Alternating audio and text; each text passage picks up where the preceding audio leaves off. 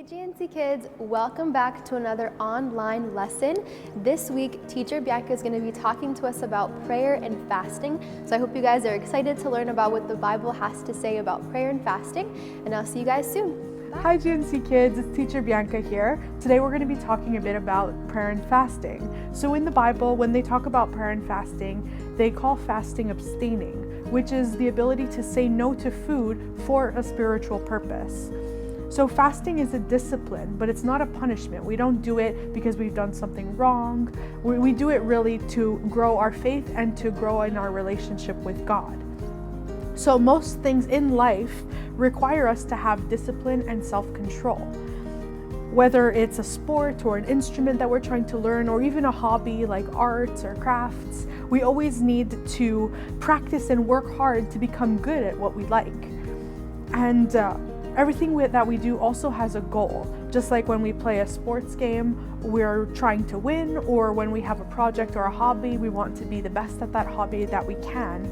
So fasting also has goals. It has two main goals. The first is to have self-control over our bodies, and the second is to develop a deeper relationship with God. So it's good for us as we're young to learn about these things so that we can learn how to be in a deeper relationship with God while we're young, because of course we know the enemy can come in and attack us if we're not prepared in our hearts and if we don't know the word. So Matthew 6:16 says, we're just going to open our Bibles and go there. So verse 16, it says, "And when you fast, don't make it obvious as hypocrites do, for they try to look miserable and disheveled, so people will admire them for fasting. I tell you the truth," and this is God speaking to us, "that is the only reward that they will ever get for their fasting. But when you fast, comb your hair, wash your face, then no one will notice that you're fasting, except your Father, God, who knows what you do in private, and your Father who sees everything will reward you." So we don't do this together as a church, fasting and prayer. We don't do it so that people will look at us and be like, wow, they're doing something so hard and they just look all messed up. No, we do it because we want to have a deeper relationship with God. So it's a private thing that we do. So fasting, like I said, first, it must be with God at the center of it. If you fast for any other reason than for God, then it will all be for nothing. And two, we fast not for it to be publicly shared like an event, but we do it between us and God so that we can develop that deeper relationship, like I mentioned. So fasting and prayer and that relationship with God takes work. And sometimes, especially when we fast, we can feel weak. But there are people in the Bible who have also felt things like that. It's natural to feel weak, especially when we're stopping ourselves from having things that we like, or having things that make us feel a little bit of energy, like chocolate or candy.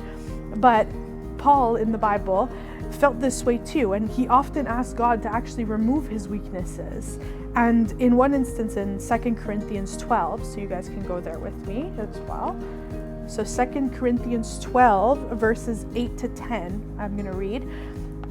3 different times, now this is Paul talking, I begged the Lord to take away my weakness. Each time he said, "My grace is all that you need. My power works best in weakness."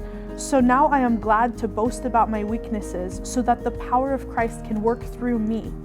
That is why I take pleasure in my weaknesses and in the insults or hardships and persecutions that I may face and troubles that I suffer for Jesus.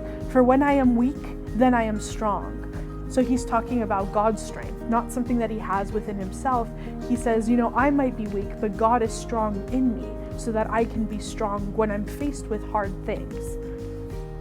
So today we can have the choice to make something different happen this month. I know you guys are young, so it's not recommended that you guys stop eating or drinking. That would be dangerous. You guys need to build up your strength. You're still young. But there are different ways of fasting. For you guys, it could be something like removing chocolate or candy from your life, or maybe choosing healthy snacks instead of having something unhealthy like McDonald's. We can also have vegetables instead of cookies. I know it's not as exciting, but those are different ways that we can sacrifice something, or like we said, that we can abstain from something to work on our spiritual lives with God. We can also do things like a digital fast. I know you guys all have technology, it's always fun, it's very distracting, but just because that's something that you like, that could be something that you can maybe give up for this month while the church is fasting together. So now in front of me I have 2 glasses, and this is something that you guys can do together with me. So you can take 2 glasses, you can put them in your room, in your living room, in your kitchen, wherever is easiest for you to remember to do it. And then every day, to help you make those different choices while we're fasting together, you can do something like, for example, this cup can be something you fill with maybe something you're giving up for the month. So for me, example, I love TV. I like to watch shows, movies. So that's going to be something I'm giving up this month. And instead, in this cup, I'm going to put something that I want to do for God to build my relationship with Him. So I'm going to read a chapter of the Bible every day.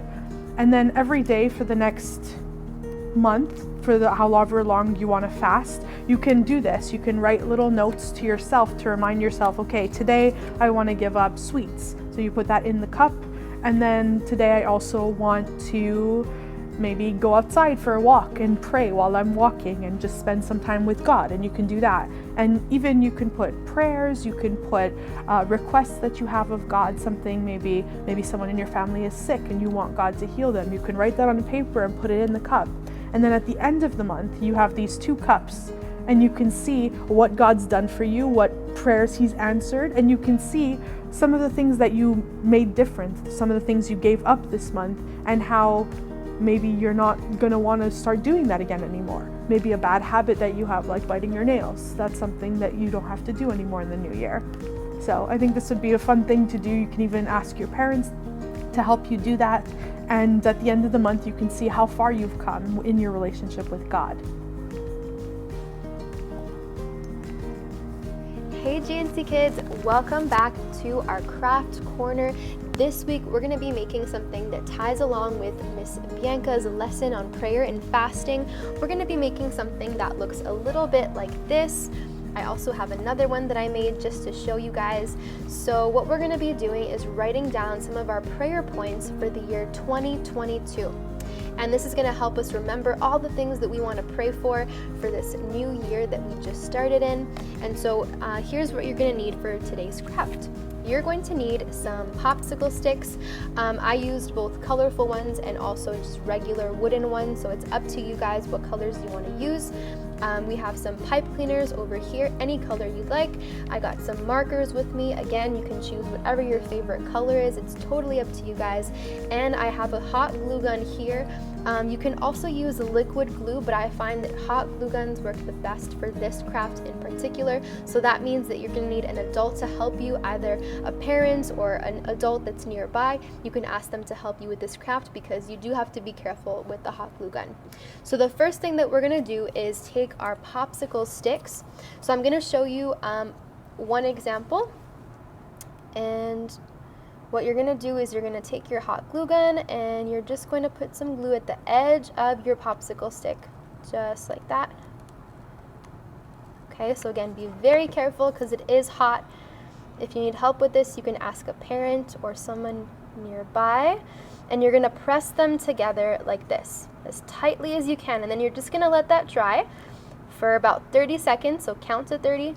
And then once that's done, you're going to take your next color or even the same color and just repeat the process. And by the time you're finished, it should look something like this. So once it's like this, you can take one of your pipe cleaners and you can turn it around and put some glue on each side to glue your pipe cleaner, and then here you go. Then once this part's done, what you can do is take your marker and just write prayer points, and then you can list a list of the things that you'd like to pray for. So I'll just show you the example that I made. These are my personal prayers points for this year.